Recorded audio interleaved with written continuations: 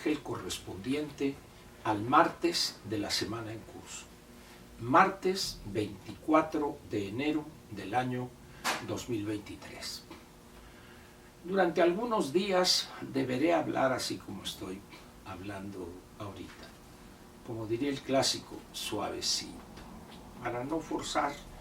Y ya que esté bien, quizá de aquí al lunes de la siguiente semana, pues ya regresaremos al ritmo normal. Voy a seguir comentando con usted algunos detalles sobre las campañas, bueno, precampañas es el término jurídico correcto, que se están llevando a cabo ya.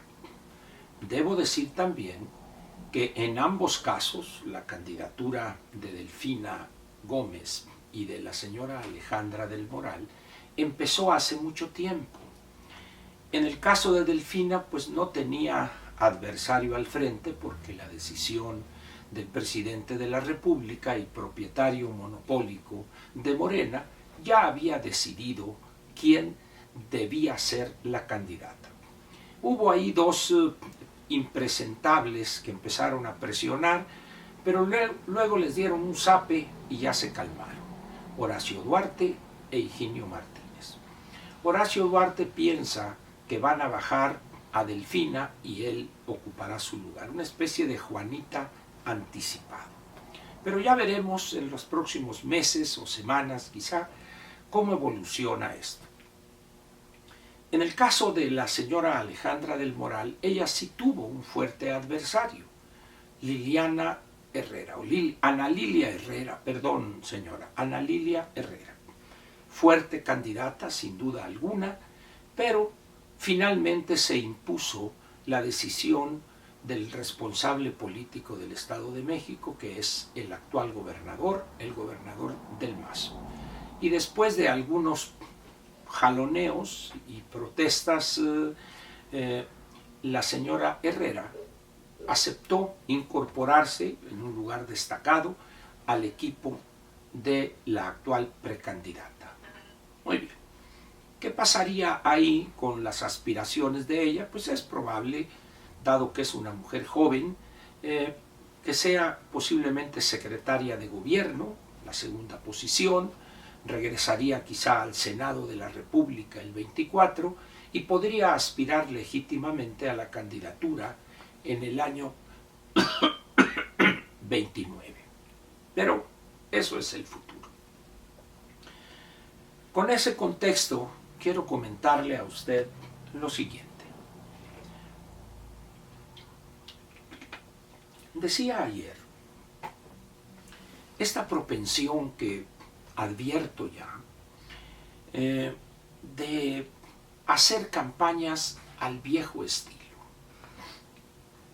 Si bien no soy candidato ni lo quiero ser, yo opinaría, una modesta opinión, que habría que tomar una parte de esta campaña de la Alianza Va por México en el Estado de México y en Coahuila, buscar en algunas de las regiones de ambos estados, donde sin duda alguna se ganaría la elección, específicamente en esas regiones, algún distrito federal, algún distrito electoral, como gusten los coordinadores de las campañas, para tratar de innovar y de hacer una especie de piloteo con métodos diferentes. A la fecha, ¿qué es lo que hemos hecho quizá desde la época de los años 50 o 60 con las campañas? Un mitin acarreado, se pone un templete, llega el candidato, saluda, lo vitorean, regalan gorras, camisetas, bolsas, etc. Y hay una avalancha de discursos, insulsos generales, todos, promesas incumplibles o demandas absurdas, y la respuesta del candidato es clara. Vamos a hacer esto, vamos a apoyar, no dejaremos rincón sin visitar, etcétera, etcétera. Si bien la estructura de los tres partidos, PRI, PAN y PRD, tienen un número elevado, vamos a decir, de lo que se llama el voto duro. Pero, dada la situación que se ha generado, la victoria de la Alianza Va por México en el Estado de México debe ser de una contundencia pocas veces vista en ese estado. ¿Por qué? Porque la actitud de Morena ya la ha dejado ver. Para ellos, perder el Estado de México,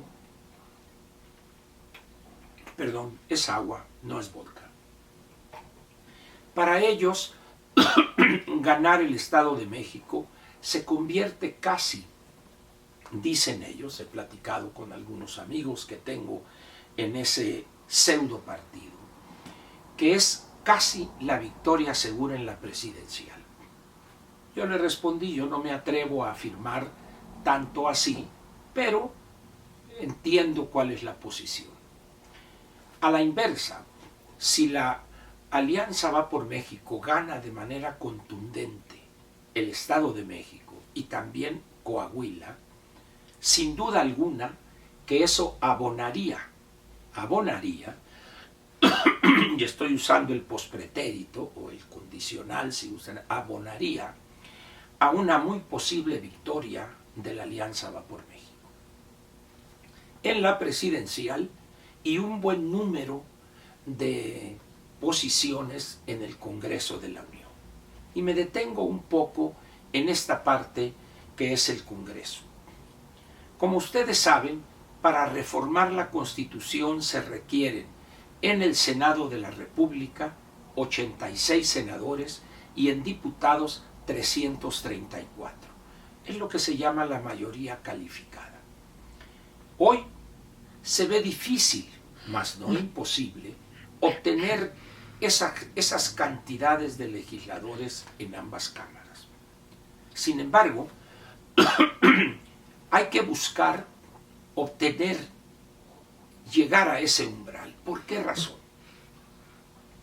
El desastre causado por el bulto y por su gobierno ha implicado una serie de modificaciones, unas absurdas y otras que son prácticamente expresión de una mente desquiciada, que de no modificarse eso y de corregirse de manera sustancial esas tonterías, esos excesos, el siguiente periodo presidencial, los siguientes 6 años, del 1 de octubre del 24 al 30 de septiembre de 2030, llevaría al país a caer, pero en caída libre, así, al fondo del precipicio. Y eso generaría problemas políticos, problemas de inestabilidad, cuya gravedad no alcanzamos hoy a medir. Hoy, como siempre sucede en determinadas coyunturas, no faltan los fanáticos del nearshoring, dicen ellos, y que el nearshoring para acá, el nearshoring para allá, y que van a llegar tantos miles de millones de dólares, y esto y que el otro, y que más allá. Muy bien, no es que yo les tenga malas noticias, pero esos miles de millones de dólares con sus nearshoring aquí, por allá, México, solamente les podría responder yo, ténganle. ¿Por qué razón? El nearshoring o la relocalización de plantas de empresas norteamericanas y quizá algunas europeas que están en China, dirán, bueno, esas europeas se cambiarían o se irían a algunos países de Europa Oriental, quizá Polonia sería una opción interesante, pero en los otros hay problemas políticos, estos gobiernos iliberales. Pero dejemos eso de lado, concentrémonos en las americanas. Ellos requieren, no es que exijan, ellos requieren para venir a establecerse elementos muy sencillos. El primero, lo que llaman en inglés rule of law, Estado de Derecho, respeto de los contratos, seguridad jurídica, cultura de la legalidad. Uno. Segundo, energía abundante y a un precio razonable, particularmente o principalmente de fuentes alternativas. ¿Por qué? Porque en Estados Unidos y Canadá hay un movimiento que ya se advierte, donde los consumidores están exigiéndole a algunas empresas que los productos que elaboran en esas plantas, estas se abastezcan de energía no contaminante, limpia, y en estos momentos esas dos condiciones se cumplen con la energía eólica y fotovoltaica. Pero eso significaría un cambio profundo en México, tanto en el andamiaje jurídico para asegurar el imperio de la ley, el respeto del Estado de Derecho y el combate a la violencia desbocada, y también un regreso inmediato y profundo a las babosadas de este gobierno en materia de energía, con esos tres individuos que viven mentalmente o con una mentalidad de los años 30 o 40 del siglo pasado. Manuel Bartlett, Rocío Nale y el señor Oropesa, ingeniero agrónomo, experto en todo lo que tiene que ver con petróleo y derivados. Así es que con esos elementos y la primera parte donde hablé de las campañas, ¿qué piensa usted? ¿En verdad se vendrán miles y miles de millones de dólares a invertirse en México como consecuencia del nearshoring? ¿O simplemente es, una vez más, aquella situación que es muy común utilizarla en México, aquella que dicen, es que está como el burro que tocó la flauta? Así están algunos opinantes. Oyeron de nearshoring y ya esa es la panacea. Pero la realidad es otra. Nos vemos mañana miércoles y espero poco a poco ir mejorando de este problema que agarré, vamos a ponerlo de esa manera, no es que lo haya agarrado, sino que lo adquirí en esta salida que di el fin de semana por el frío que hacía en el lugar donde estaba.